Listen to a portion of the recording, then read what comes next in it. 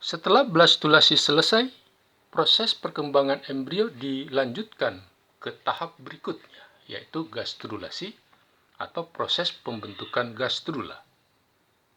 Seperti halnya pada embrio sea urchin, gastrula pada katak dimaksudkan agar sel-sel yang menyusun lapisan mesoderm embrio diletakkan di antara sel-sel yang menyusun lapisan ektoderm yang ada pada sisi luar embrio dengan sel-sel endoderm yang ada di bagian dalam embrio. Jadi pada akhir gastrulasi, hanya sel-sel ektoderm yang tetap berada di bagian luar embrio, sementara sel-sel endoderm dan sel-sel mesoderm harus masuk ke dalam embrio. Nah, masuknya sel-sel endoderm dan mesoderm ke bagian dalam embrio diinisiasi dengan pembentukan blastopor atau poriblastula. Oleh karena itu, tahap awal gastrulasi pada katak berupa pembentukan blastopor atau poriblastula. Pada katak dan xenopus, bakal blastopor terletak pada daerah sabit kelabu. Daerah sabit kelabu atau gray crescent yang tepat berada di bidang ekuator embrio. Jadi kalau ini adalah bidang ekuator embrio, kemudian ini adalah gray crescent, maka daerah gray crescent yang menjadi bakal blastopor terletak tepat di bawah bidang ekuator embrio ini. Nah, sel-sel yang menjadi bakal blastopor ini merupakan bagian dari sel-sel marginal embrio, sel-sel zona marginal embrio. Kalau ini adalah bidang ekuator embrio, nanti di sekeliling bidang ekuator embrio ini terdapat sel-sel yang berfungsi untuk menyusun zona marginal embrio. Nanti pada zona marginal embrio ini ada dua kelompok sel, yaitu inside marginal zone dan outside marginal zone. Inside marginal zone terdiri atas dua kelompok sel, yaitu bakal atap endodermal arkenteron yang terdapat pada lapisan superficial inside marginal zone ini. Kemudian yang kedua adalah bakal sel-sel mesoderm, termasuk bakal notokor. Posisinya terletak di sisi dalam lapisan superficial. Jadi ada di bagian deep region dari inside marginal zone ini.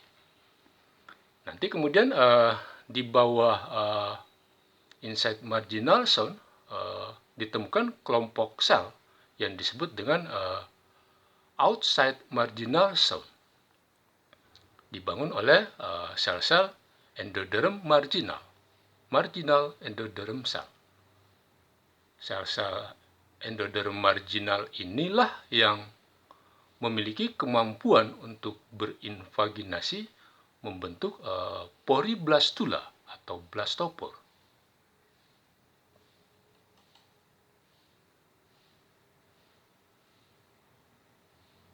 Jadi kalau tiba saatnya, nanti sel-sel endoderm marginal itu akan berinvaginasi untuk membentuk blastopor atau poriblastula.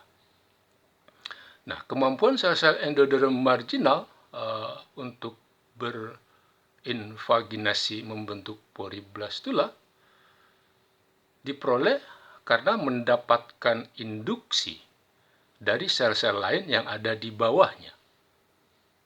Jadi di bawah sel-sel endoderm marginal ini ada sekelompok sel yang memiliki kemampuan untuk menginduksi sel-sel endoderm marginal agar pada saatnya mampu berinvaginasi untuk membentuk poriblastula. Nah, kemampuan sel-sel tersebut untuk menginduksi sel-sel endoderm marginal diduga diperoleh karena mendapatkan aliran faktor-faktor sitoplasmik tertentu. Jadi kalau sperma masuk pada posisi ini, nanti kemudian orientasi benang-benang spindle akan mengarahkan pergerakan faktor-faktor sitoplasmik tertentu menuju ke bagian embrio yang tepat ada di seberang titik masuknya sperma ini. Daerah embrio yang mendapatkan aliran faktor-faktor sitoplasmik tertentu itu letaknya sekitar 180 derajat dari tempat masuknya sperma tadi. Jadi nanti sel-sel yang berkembang pada daerah ini memiliki faktor-faktor sitoplasmik tertentu yang menyebabkan mereka mampu menginduksi sel-sel yang ada di atasnya agar berinvaginasi membentuk poriblastula atau blastopor.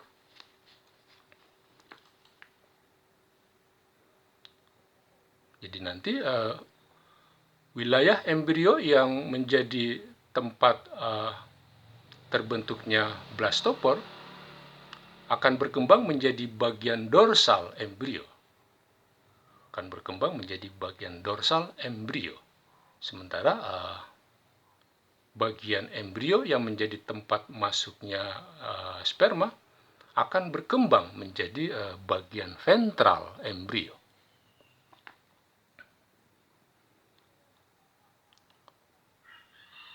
Karena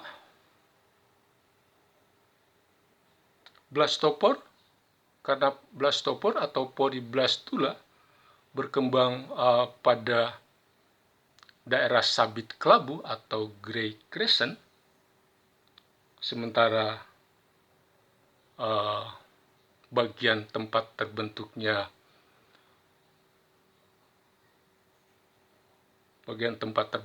blastopor nanti akan berkembang menjadi bagian dorsal embrio.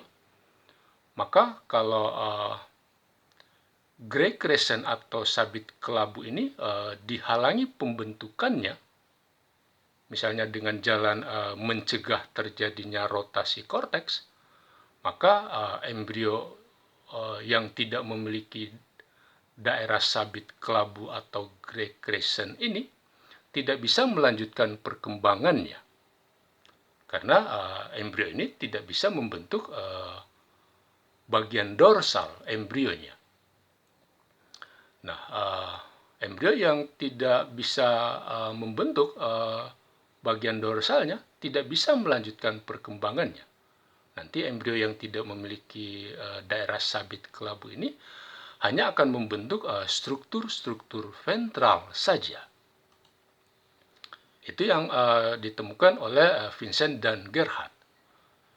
Nah, penelitian lain yang ditemukan oleh dilakukan oleh Spemann menunjukkan bahwa kalau embrio katak tahap 2 sel yang membelah secara normal sehingga masing-masing memiliki daerah sabit kelabu, maka kalau kedua sel itu dipisahkan, nanti masing-masing sel tersebut akan berkembang menjadi embrio yang normal. Tapi kalau dilakukan manipulasi sehingga gray crescent atau sabit kelabu hanya terdapat pada salah satu sel saja, sementara sel lain tidak memiliki sabit kelabu sama sekali, maka hanya sel yang memiliki daerah sabit kelabu yang akan berkembang menjadi embrio normal. Sel lain yang tidak memiliki daerah sabit kelabu sama sekali tidak akan membentuk embrio normal. Sel-sel yang tidak memiliki sabit kelabu tadi hanya akan berkembang membentuk struktur-struktur ventral saja.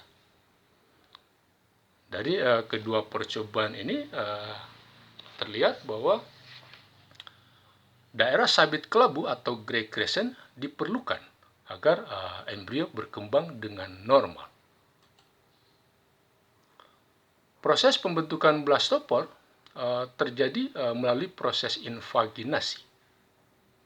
Jadi pada bakal blastopor, sel-sel yang ada yang menyusun bakal blastopor, bagian apexnya akan menyempit. Bagian apex sel-sel bakal blastopor akan menyempit. Menyempit karena terjadi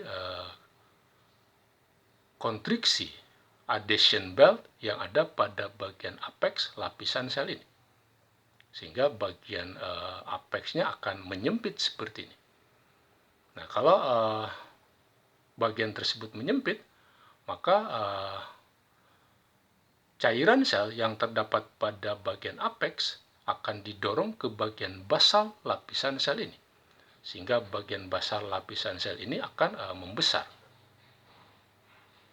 Itulah sebabnya terbentuk invaginasi pada daerah ini.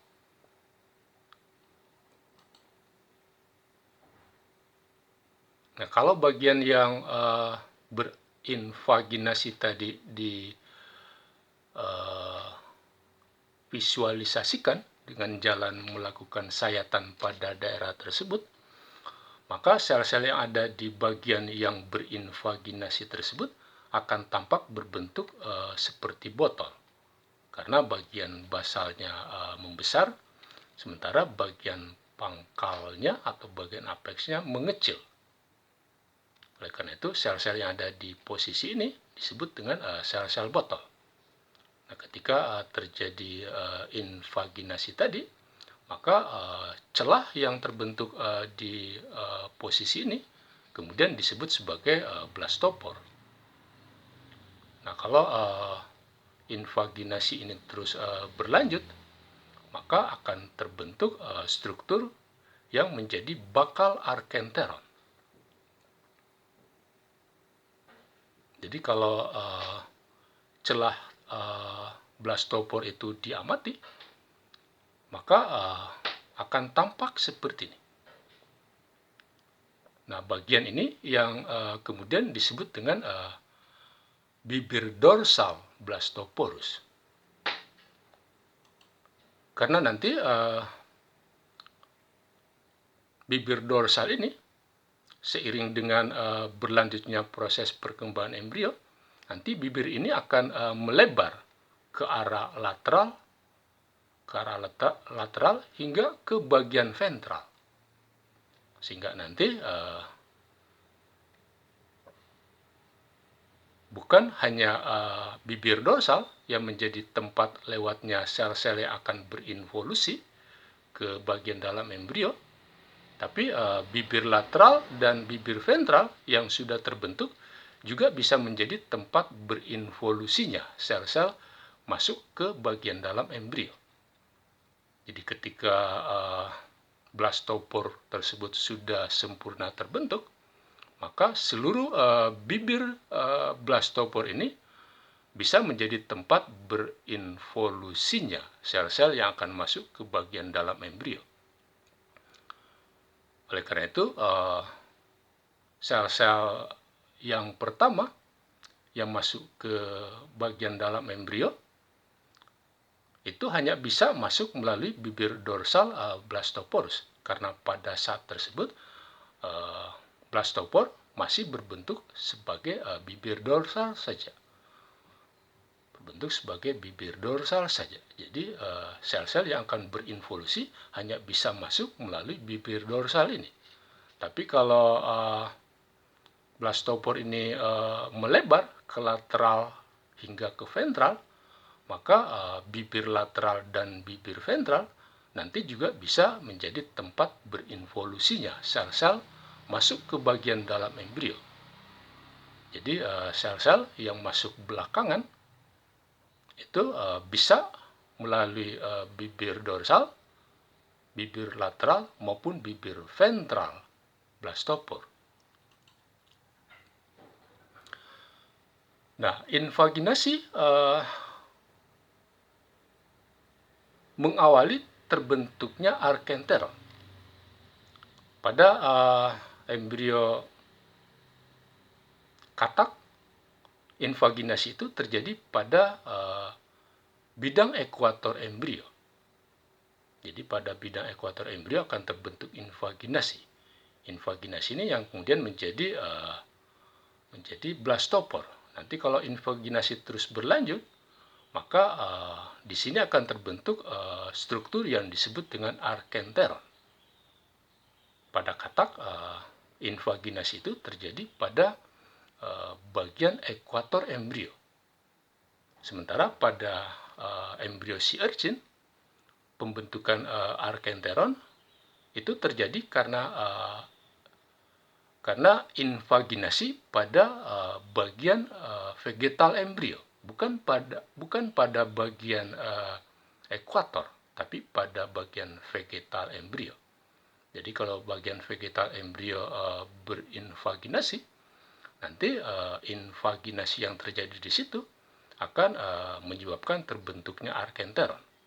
Sementara pada embrio katak, invaginasi bakal arkenteron justru terjadi pada bidang ekuator embrio. Nah, kalau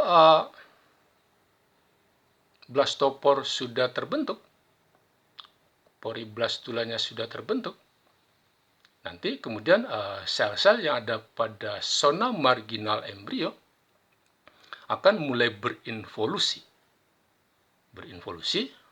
melalui bibir dorsal blastoporus,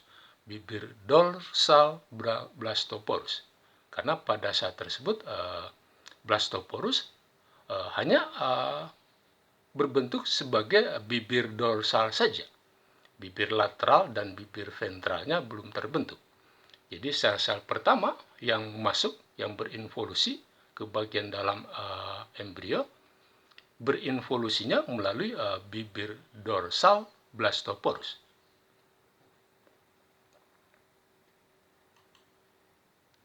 Nah, kalau embrio yang siap berinvolusi tadi dipetakan sel-selnya, maka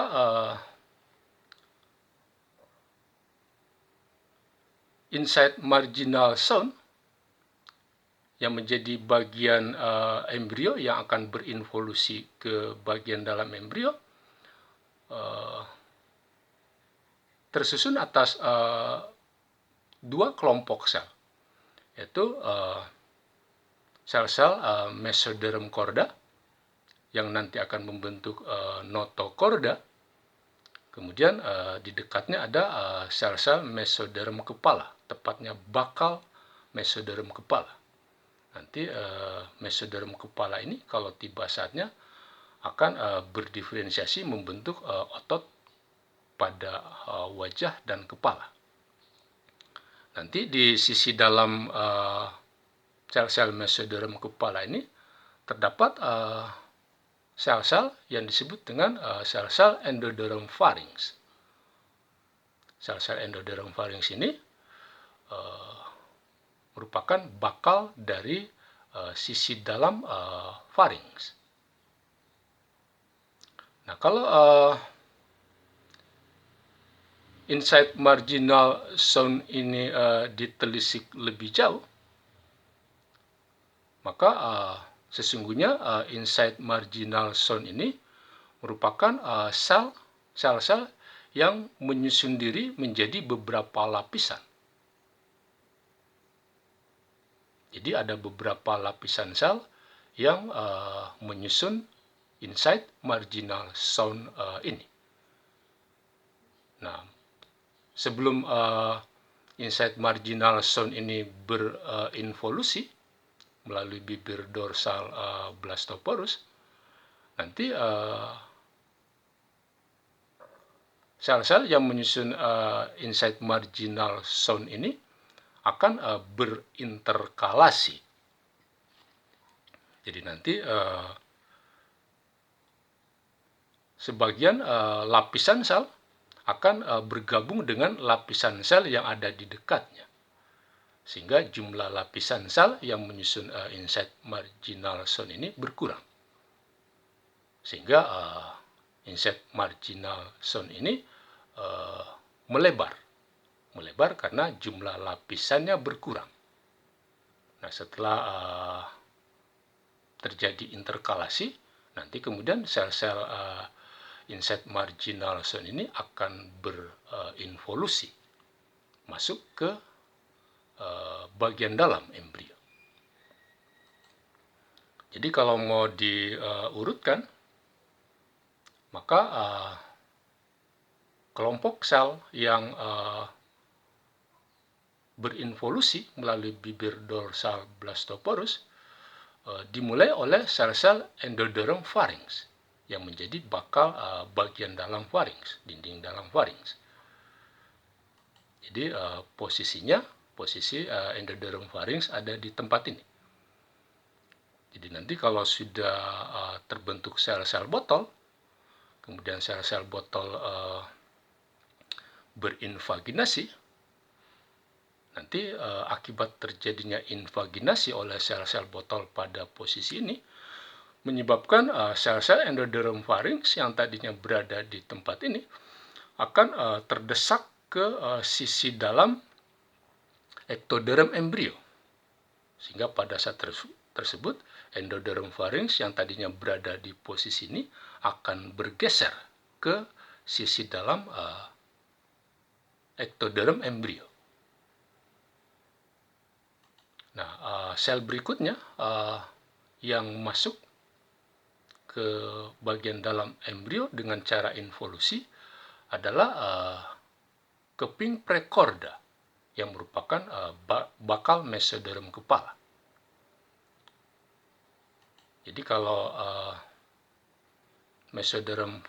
endoderm pharynx ini sudah masuk, kemudian merangkak di sepanjang sisi dalam ektoderm embrio, maka sel-sel endoderm pharynx ini akan menarik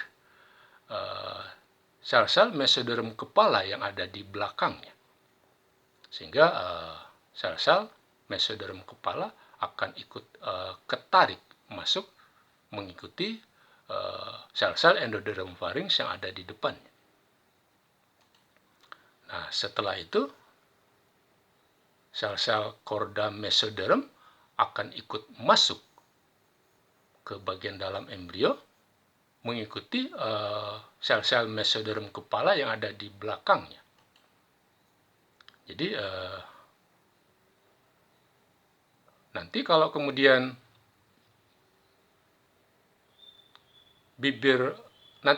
kalau blastopore ini melebar, jadi yang tadinya masih berbentuk bibir dorsal blastoporus, nah kalau bibir dorsal blastoporus ini melebar ke arah lateral hingga ke arah ventral, maka sel-sel mesoderm yang masuk belakangan, seperti misalnya sel-sel bakal jantung, bakal ginjal, termasuk bakal darah dan tulang, itu bisa masuk melalui bibir ventral dan bibir lateral yang baru terbentuk tadi.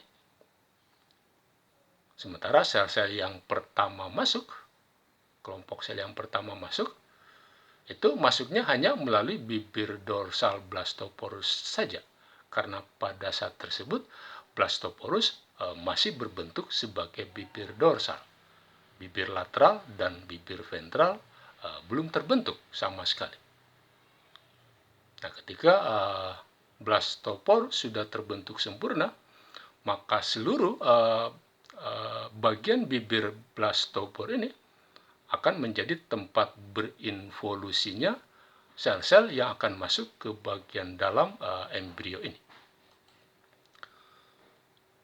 Nah, proses involusi sel-sel zona marginal itu ditentukan oleh hadirnya satu jenis protein yang disebut dengan fibronektin.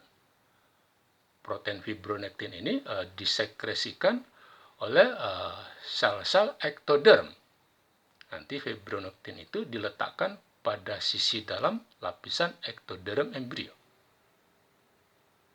Jadi nanti kalau ada sel-sel zona marginal yang berinvolusi, nanti sel-sel tersebut akan merangkak di sepanjang sisi dalam ektoderm dengan menggunakan fibronektin sebagai titiannya. Jadi sel-sel tersebut meniti di sepanjang fibronektin yang ada pada sisi dalam lapisan ektoderm embrio ini. Jadi kalau fibronektin tersebut diganggu sehingga tidak fungsional, maka proses involusi sel-sel zona marginal itu akan terhambat atau bahkan terhenti. Karena dari hasil percobaan yang dilakukan dengan menginjeksikan kompetitor fibronektin, sehingga sel-sel mesoderm tadi tidak bisa meniti di sepanjang fibronektinnya, maka proses involusi sel-sel mesoderm tadi itu akan terhenti sama sekali. Nah, hasil penelitian menunjukkan bahwa sel-sel botol ini tampaknya hanya berperan sebagai inisiator saja. Jadi inisiator supaya involusi sel-sel zona marginal bisa dimulai. Karena kalau involusi sel-sel zona marginal sudah berlangsung, kemudian sel-sel botol ini dibuang, proses involusi sel-sel zona marginal tetap terjadi. Proses pembentukan arkenteron tetap berlanjut. Artinya sel-sel botol ini hanya berperan sebagai inisiator saja. Inisiator supaya involusi sel-sel pada zona marginal bisa terjadi. Karena kalau involusi sudah terjadi dan ini sel-sel botol ini dibuang, proses involusinya tetap berlanjut. Artinya sel-sel botol ini hanya berperan sebagai inisiator saja. Hal lain adalah bahwa kemampuan sel-sel berinvolusi, kemampuan sel-sel pada zona marginal berinvolusi ke bagian dalam embrio, tampaknya dimiliki oleh sel-sel zona marginal yang ada di lapisan dalam saja. Jadi sel-sel yang ada di lapisan dalam, tepatnya di daerah deep zone, ini yang memiliki kemampuan untuk berinvolusi. Karena dari hasil percobaan, kalau sel-sel yang ada pada deep region inside marginal zone ini dibuang, kemudian diganti dengan sel-sel lain yang berasal dari kutub animal embrio, maka proses involusi itu akan terhenti.